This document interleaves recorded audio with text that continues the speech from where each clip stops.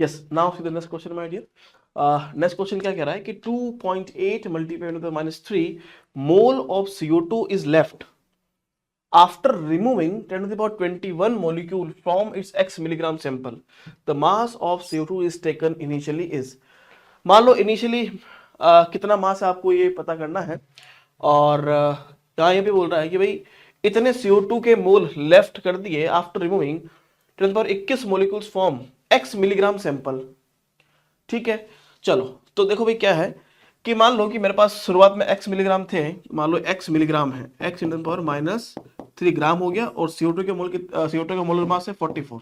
ये इतने मेरे पास क्या है, मोल है CO2 के। ठीक है, मोल अगर है तो कितने इसमें मॉलिक्यूल हो गए भाई, हम कह सकते हैं मल्टीप्लाई भी Na कर दूं। ये CO2 के इनिशियली क्या थे, मॉलिक्यूल थे। It is clear. इसमें से मैंने कितना ले लिया भाई, आफ्टर रिमूविंग 10 पर 21 मॉलिक्यूल्स, इसमें से मैंने माइनस कर दिया 10 पर 21, कितने बचे। देखो सारी बातें किस में चल रही है, मॉलिक्यूल्स में चल रही हैं। ये मेरे पास थे इनिशियली x मल्टीप्लाई बाय -3/44, ये मोल CO2 के, इसको Na से मल्टीप्लाई किया तो ये मॉलिक्यूल हो गए।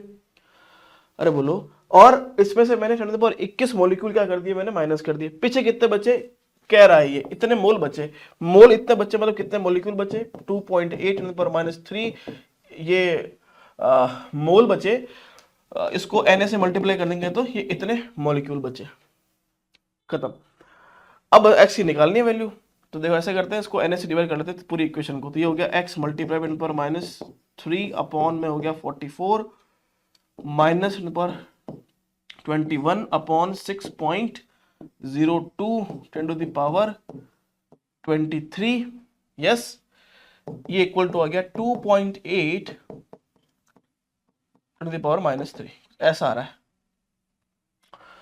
तो क्या करें भाई, इसको उधर ले जाएं, तो x multiply by 10 to the power -3 upon 44 equals to 2.8 10 to the power -3 plus, ये अगर ऊपर आएगा तो नंबर -2 बनाएगा, तो 1 अपॉन 6.02 10 टू द पावर -2 आ जाएगा।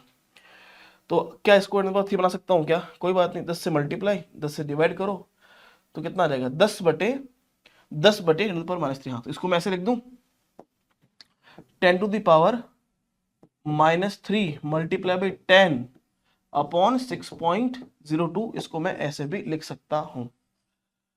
लिख दिया, चलो भाई।